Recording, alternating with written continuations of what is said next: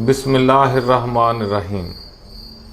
آج پاکستان مسیحی کانگریگیشن کی طرف سے محترم جناب شہریار گل صاحب تشریف لائے ہیں اور یہ خاکسار ظفر اقبال مسلم مسیح مکالمہ کی طرف سے آج ہم ایک اہم موضوع پر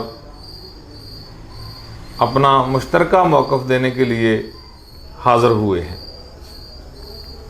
اور وہ موضوع ہے کہ کیا باری تعالیٰ گناہ کر سکتا ہے، کیا اس میں امکان گناہ موجود ہے یا نہیں۔ ہم نے مناسب جانا کہ اس اہم موضوع پر ایک مشترکہ جو ہے ہمارا لاحہ عمل، نظریاتی طور پر بھی ہم اس مسئلے پر ہم آہنگ ہیں، دینی طور پر بھی ہم آہنگ ہیں، تو کیوں نہ اس مسئلے پر ہم ایک مشترکہ بیان جو ہے وہ جاری کریں۔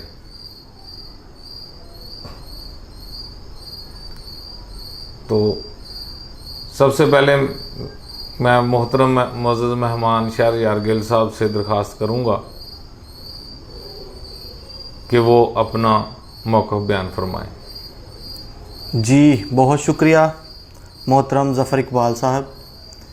اور یہ جو موضوع جس پر ہم آج بات کرنے کو ہیں، یہ کراچی میں واقعہ درپیش آیا اور اسی کو لے کر یہ ویڈیو کا سلسلہ جاری ہے، اور مختلف سکالر جو ہے وہ اس پر بات کر رہے ہیں۔ ہم نے مناسب جانا کہ ہم ایک پلیٹ فارم پر آئیں اور لوگوں کو بتا سکیں کہ مسلم مسیحی مکالمہ اور مسیحی کانگریگیشن پاکستان اس بارے میں اپنا کیا ایمان رکھتی ہے اور اپنا کیا موقف رکھتی ہے۔ ابھی آپ کے سامنے میں اپنا موقف بیان کروں گا، اور آج کا جو ہمارا مضمون ہوگا بائبل کے مطابق یہوہ اسرائیل کا قدوس امکان گناہ سے پاک ہے۔ یہ ہمارا ایمان ہے، اور یہ مشترکہ ایمان ہے مسیحی کانگریگیشن پاکستان کا، مسلم مسیحی مکالمہ کا۔ اور اس کو دیکھنے کے لیے ہم جو ہے وہ اس کی دلیل جو ہے وہ بائبل مقدس میں سے دیکھیں گے، کیونکہ جب تک ہم بائبل مقدس کو نہیں جانتے تو ہم اس کے بارے میں جان نہیں پائیں گے۔ سب سے پہلے میں آپ کے سامنے ایک حوالہ پڑھوں گا، بغور سنیے گا۔ مکاشفہ 15 باب اور اس کی 4 آیت مبارکہ میں ہم پڑھتے ہیں کہ یہوہ ہمارا خدا ایسا قدوس ہے جیسا دوسرا نہیں ہے۔ اے خداوند، کون تجھ سے نہ ڈرے گا، اور کون تیرے نام کی تمجید نہ کرے گا، کیونکہ صرف تو ہی ہے قدوس ہے، اور سب قومیں آ کر تیرے سامنے سجدہ کریں گی، کیونکہ تیرے انصاف کے نام کے کام ظاہر ہو گئے۔ زبور 99 جب ہم پڑھتے ہیں اور اس کی 5 آیت مبارکہ میں کچھ یوں مرقوم ہے، تم خداوند ہمارے خدا کی تمجید کرو اور اس کے پاؤں کی چوکی پر سجدہ کرو، وہ قدوس ہے، یعنی کہ وہ پاک ہے۔ توریت میں جب ہم احبار کی کتاب 22 باب اور اس کی 32 آیت مبارکہ کو پڑھتے ہیں تو وہاں پر کچھ یوں مرقوم ہے، یہوہ ہمارا خدا فرماتا ہے کہ تم میرے پاک نام کو ناپاک نہ ٹھہرانا، کیونکہ میں بنی اسرائیل کے درمیان ضرور ہی پاک مانا جاؤں گا، میں خداوند مقدس کرنے والا ہوں۔ ناظرین و سامعین، یہوہ ہمارے خدا اسرائیل کے قدوس خالق کائنات کی ذات اقدس ہر طرح کے نقص، عیب اور امکان گناہ سے یکسر پاک ہے۔ ذات یہوہ میں امکان گناہ ہرگز موجود ہی نہیں۔ یہوہ باری تعالیٰ گناہ کر ہی نہیں سکتا، کیونکہ وہ بھلا ہے اور پاک ہے، اور کوئی دوسرا اس کی مانند ہے ہی نہیں۔ یہوہ کی ذات پاک میں امکان گناہ ممکن ہی نہیں، اور نہ ہی کبھی گناہ کرنے سے کوئی ذات قادر اور لامحدود ہو سکتی ہے، بلکہ امکان گناہ سے کوئی ذات ناپاک اور اپنے مقام سے گری ہوئی اور اپنے جوہر میں مخلوط اور منقسم ثابت ہوتی ہے۔ اور جس ذات میں امکان گناہ موجود ہو اور وہ ذات گناہ نہ کرے، تو ایسی ذات پھر اپنے جوہر کے کامل اظہار سے ہمیشہ قاصر رہتی ہے، اور یوں قاصر ثابت ہوتی ہے۔ بائبل مقدس کے مطابق یہوہ ہمارا خدا ذات پاک کامل ہے اور ہر ایک کے ساتھ بھلائی کرتا ہے۔ زبور 100 اور اس کی 5 آیت مبارکہ ہم پڑھتے ہیں، کیونکہ خداوند بھلا ہے اور اس کی شفقت ابدی ہے، وہ اس کی وفاداری پشت در پشت رہتی ہے۔ دیکھیے زبور 145 آیت 9، خداوند سب پر مہربان ہے اور اس کی رحمت اس کی ساری مخلوق پر ہے۔ یہی میرا آج کا موقف تھا۔ آگے ہم ظفر بھائی کے ساتھ جاری رکھیں گے، وہ بھی اپنا موقف بیان کریں گے۔ جی ظفر بھائی۔ بہت شکریہ شہریار بھائی۔ پچھلے دنوں محترم جناب آفتاب انور بھائی کراچی تشریف لے گئے، تو وہاں ایک پاسٹر صاحب نے دوران ملاقات یہ خیال ظاہر کیا کہ رب العزت یہوہ گناہ کر سکتا ہے۔ اس پر انہوں نے اسی روز وہیں کراچی میں سوشل میڈیا پر پوسٹ لگا کر سب کو اس بدعتی فکر سے آگاہ کر دیا۔ خاکسار نے وہاں سے نقل کر کے 2 پوسٹیں لگائیں اور اس اہم موضوع پر بحیثیت طالب علم مسیحی برادری سے اس کا موقف جاننا چاہا۔ بہت سے مسیحی دوستوں نے اس رائے کو خدا کی شان کے منافی جانا اور خدا کی شان کے منافی قرار دیا، لیکن ساتھ ہی یہ کہا کہ مذکورہ پاسٹر صاحب کا نام نہیں لیا جا رہا۔ محترم وقار آرین صاحب جو شریک محفل تھے، وہ بھی میری وال پر تشریف لائے اور 2 اہم ترین باتیں کہیں۔ اولاً انہوں نے تصدیق کی کہ اس ملاقات میں وہ شامل تھے اور پاسٹر صاحب نے واقعہ ہی اس رائے کا اظہار کیا تھا۔ ثانیاً بڑے تکبر سے انہوں نے ارشاد فرمایا کہ وہ خود بھی اس رائے کے حق میں ہیں، چونکہ بہت سے اہل اسلام اللہ رب العزت کے عبرانی اسم یہوہ مبارک سے ناواقف ہیں، تو انہوں نے خاص طور پر اپنی رائے دینے کے لیے یہوہ کے ساتھ ساتھ اللہ تعالیٰ کا لفظ بھی استعمال کیا تاکہ ان کی رائے میں کسی کو کوئی ابہام باقی نہ رہے۔ یعنی انہوں نے ہر چیز کو واضح کرسٹل کی طرح کلیئر کر دیا کہ اللہ تعالیٰ یا یہوہ پاک گناہ کر سکتا ہے۔ یہ ایک نازک صورتحال تھی کہ مسیحی صفوں سے پہلی بار ایسی بات سننے کو ملی تھی۔ یہ سب تو ہو رہا تھا، لیکن اس بابت کلیسیائی قیادت کی جانب سے کوئی بیان سامنے نہیں آ رہا تھا، جس سے یہ خدشہ پیدا ہو رہا تھا کہ لوگوں کی انفرادی رائے کی کلیسیا کی رائے کے کہیں برعکس ہی نہ ہو اور مذکورہ پاسٹر صاحب اور وقار آرین صاحب ٹھیک کہہ رہے ہوں۔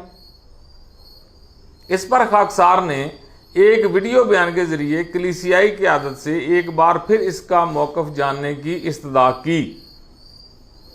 اس ضمن میں میری محترم جناب شفیق کمل صاحب سے ٹیلی فون پر بھی گفتگو ہوئی۔ میں محترم شفیق کمل صاحب کا شکریہ ادا کرنا چاہوں گا کہ انہوں نے ہماری اپیل کا مثبت جواب دیا اور سی ڈی اے کے ایک رکن جناب تھامس مسیح صاحب نے ایک ویڈیو بیان جاری کیا اور مذکورہ خیال کی علل اعلان تردید کر دی۔ اس سے یہ خدشات تو دم توڑ گئے کہ انہیں ایسی کہ اس رائے کو کلیسیائی حمایت حاصل ہے۔ البتہ یہ ضرور ہوا کہ وقار آرین صاحب کے اس رائے پر پاسٹر صاحب کی حمایت میں بیان جاری کرنے سے کچھ سوالات اٹھ کھڑے ہوئے۔ کلیسیائی تردید سامنے آنے کے بعد وہ اپنی رائے میں اکیلے رہ گئے ہیں اور لازمی ہے کہ وہ اپنے اس ایمان کے خدا گناہ کر سکتا ہے کہ بیبلیکل بنیاد بتا دیں۔ انہیں یہ بھی واضح کرنا چاہیے کہ کیا اب بھی وہ وہی رائے رکھتے ہیں یا اس سے اب دستبردار ہو چکے ہیں۔ وہ اب یہ کہنے کی پوزیشن میں نہیں رہے کہ یہ ان کا ذاتی معاملہ ہے، کیونکہ सोशल मीडिया पर अपना मौक़िफ़ देने के बाद वो खुद ही से पब्लिक कर चुके हैं, और जो बात पब्लिक में आ जाए इसके मुतल्लकात की वजाहत मुतल्लका फ़र्द की ज़िम्मेदारी बन जाती है। बस पब्लिक के खदशात को दूर करना अब इनकी ज़िम्मेदारी ठहरी। अगर वो ये ज़िम्मेदारी निभाने से कासर रहते हैं तो लामहला ये तासर ज़ोर पकड़ लेगा कि मसीही दुनिया ईमान के मामले में किसी असूल पर अमल की मुकल्लफ नहीं है, और हर फर्द जब चाहे किसी भी ख्याल को अपने ईमान का हिस्सा बना सकता है। अब कुछ तबसरा मोहतरम थॉमस मसीह साहब के वीडियो बयान पर भी करना चाहूँगा। नंबर 1, वीडियो में भी और मेरी पोस्ट पर भी मसीही दोस्तों की तरफ से बार बार ये बात की गई कि मज़कूरा पादरी साहब का नाम सामने क्यों नहीं लिया जा रहा। अर्ज़ ये है कि इसे फ़र्द वाहिद की राय के तौर पर नहीं बल्कि एक डॉक्ट्राइन के तौर पर इसकी तस्दीक या तरदीद तलब की गई थी, और इस सूरत में नाम ज़्यादा अहमियत नहीं रखता था बल्कि नज़रिया या तालीम की सदाकत जानना ज़्यादा अहम था। जब मोहतरम शहरयार साहब और वकार आर्यन साहब ने इस बात की शहादत दे दी कि वाकई ही ऐसी बात कही गई है, तो फिर नाम बताना गैर अहम हो गया। नाम लेने से क्या होता? असल मामला तो नज़रियात का था। जो साहब इन पास्टर साहब का नाम जानने के ख्वाह हैं वो इन साहबान से पूछ लें। नंबर 2, कलीसिया ने आला सतह पर ऐसे ख्याल की तरदीद करके सिर्फ एक फ़र्द की तरदीद नहीं की है बल्कि एक गलत नज़रिया को जड़ से अखाड़ फेंका है। उम्मीद है कि अब यह बिदती तालीम कलीसियाई सफ़ों में राह नहीं पा सकेगी। इसके लिए हम क्रिश्चियन डिबेट एकेडमी और मोहतरम शफीक कमल साहब का शुक्रिया अदा करते हैं। नंबर 3, थॉमस साहब ने वीडियो का अनवान ही रखा है ज़फ़र इकबाल को जवाब। ये अनवान कतन मुनासिब नहीं था। आप अगर इसका अनवान एक गलत ख्याल की तरदीद रखते तो ज़्यादा बेहतर होता, क्योंकि आप मसीही सफ़ों में उठने वाली एक गलत आवाज़ की तरदीद कर रहे थे, ना कि ज़फ़र इकबाल की। नंबर 4, थॉमस साहब ने खामखा किसी इस्लामी फ़िरका की बात छेड़ दी कि वो भी ऐसा ही ख्याल रखता है। मैं उन्हें बता देना चाहता हूं कि वो किसी मुफ्ती साहब से पूछे गए सवाल को अपनी दलील बना बैठे हैं, और ये अंदाज इल्मी ख़यानत के ज़ुमरे में आता है। मुफ्ती साहब ने अपने जवाब में ऐसी किसी सोच को सरीहन गुमराही करार देकर जवाब लिखा था, शायद उन्होंने पढ़ा नहीं है। मोहतरम सुहेल सिद्दीकी साहब ने इस पर बाकायदा पोस्ट लगाकर सूरत हाल वाज़े की थी। वो पोस्ट अब भी मोहतरम सुहेल सिद्दीकी साहब की वाल पर मौजूद है, उन्हें चाहिए कि वहां पर जाकर उसका मुताला फरमाएं। लगता है कि मसीही एपोलोजिस्ट इस्लाम पर तनकीद करना अपना फ़र्ज़ मनसबी जानते हैं, चाहे इसका मौका हो या ना हो। यहाँ अहले इस्लाम के किसी ऐसे ख्याल को ज़ेरे बहस लाना ही एक गलत फेल था, क्योंकि यहाँ गुफ्तगू मसीही सफ़ों से उठने वाली एक गलत आवाज़ पर कलीसियाई मौक़िफ़ की हो रही थी, ना कि दो मज़ाहब के तकाबल की बात हो रही थी। न जाने हमारे मसीही एपोलोजिस्ट कब इस गलत रवश से बाहर निकलेंगे। अगर उन्हें कोई ऐसा ख्याल सता भी रहा था तो लाजम था कि वो इस पर अलग से पोस्ट लगाते या वीडियो बनाते और अहले इस्लाम से जवाब तलब करते। बहरहाल इस वीडियो में ऐसा बयान दुरुस्त नहीं था।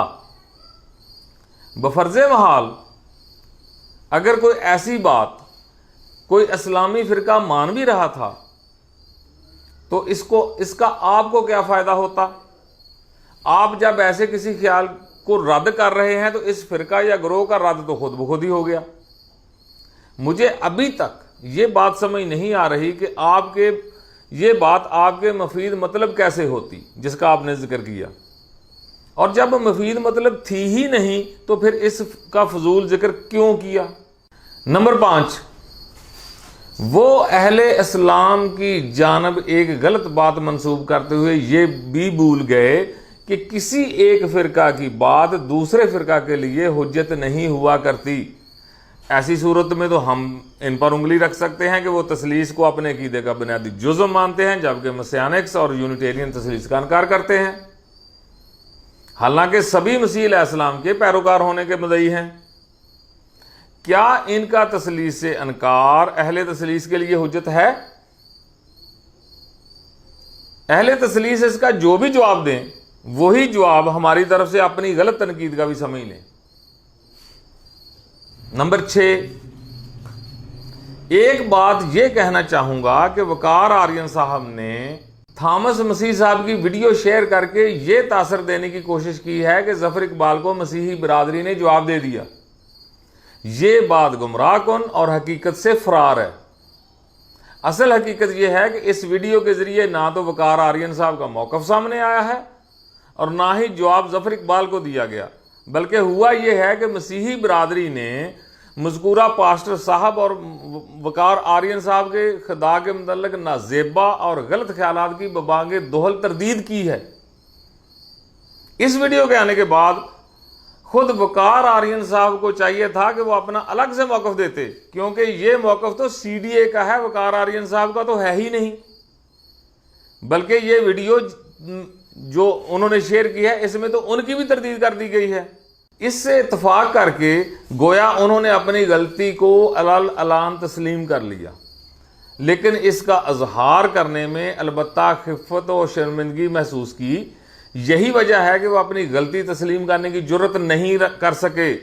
در حقیقت یہ مسئلہ زیر بحث نہیں ہے کہ ظفر اقبال کی تشفی کر دی گئی، بلکہ یہ ہے کہ رب العزت یہوہ یا اللہ تعالیٰ کی نسبت امکان گناہ کا اقرار کرنے اور اس کی کلیسیائی تردید کے بعد وقار آرین صاحب کہاں کھڑے ہیں، کیونکہ جن لوگوں کی تائید وہ بڑھ چڑھ کر رہے تھے انہیں تو وقار آرین سمیت اپنے ہی صفوں میں رد کر دیا گیا ہے۔ امید ہے کہ ہماری اس ویڈیو کے بعد کلیسیائی صفوں سے کوئی مثبت رائے کا یا کوئی مثبت رد عمل سامنے آئے گا۔ جزاک اللہ۔